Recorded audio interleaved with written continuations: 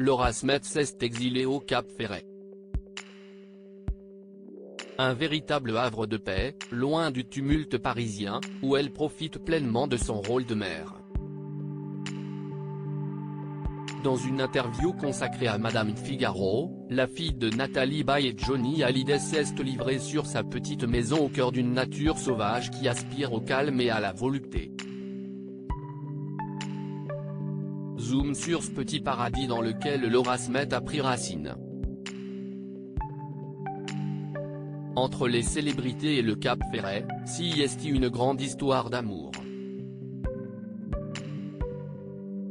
Destination phare prisée par les stars à l'instar de Guillaume Canet et Pascal Obispo, le Saint-Tropez de l'Atlantique est devenu le refuge de Laura Smet.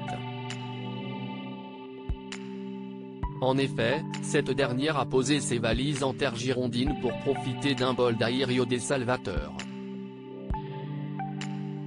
Loin du tumulte de la capitale, s'y est sur le bassin que la comédienne de 39 ans a jeté son dévolu en s'installant dans une propriété familiale, idéalement située à 2 minutes à pied de la mer. Et l'air iodé du littoral a du bon à en croire la mine radieuse que la comédienne a affichée lors de cette 76e édition du Festival de Cannes. Dans les pages de Madame Figaro, la fille unique de Nathalie Baye et Johnny Hallyday a ouvert les portes de ces havres de paix qui stimulent son imaginaire.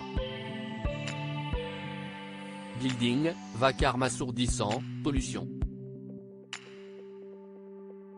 Très peu pour Laura Smet qui a toujours revendiqué être très proche de la nature sauvage à l'image de sa fougue et son tempérament de feu.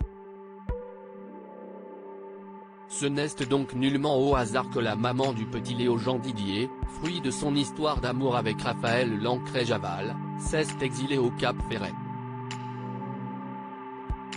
S'y est d'ailleurs le lieu qu'elle avait choisi pour s'unir à l'entrepreneur.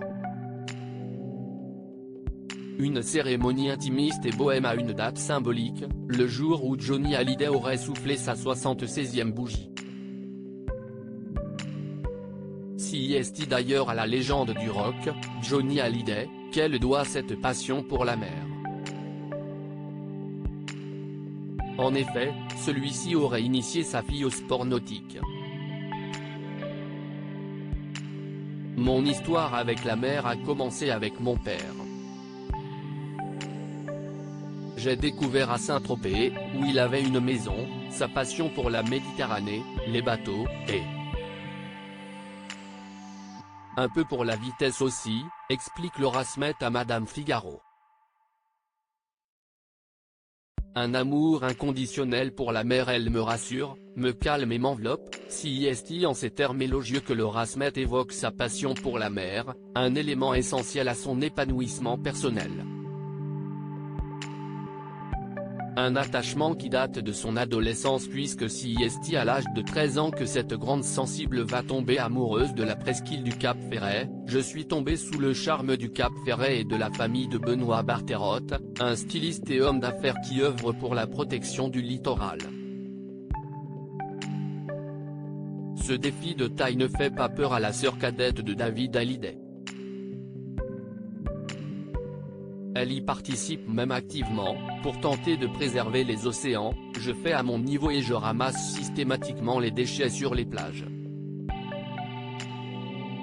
Un sujet essentiel pour l'actrice qui veut faire tout ce qui est en mon pouvoir pour que nos enfants connaissent une mer saine et continuent de voir différentes nuances de bleu, des eaux salées, douces, chaudes, froides. Une conscience écologique qu'elle souhaite éveiller à son jeune fils. Et il semblerait que cette connexion avec la nature et cette passion pour l'océan se transmettent de génération en génération. En témoigne cette confidence de la réalisatrice qui ne se lasse jamais d'observer sa progéniture, comme un poison dans l'eau dans cet environnement revigorant.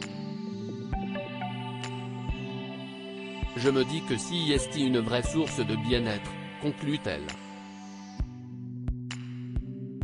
Preuve que les petits bonheurs simples sont les meilleurs, une vraie leçon de vie donnée par Laura Smet qui se régénère au grand air. Retrouvez l'intégralité de l'interview de Laura Smet dans le numéro du 26 mai 2023 de Madame Figaro.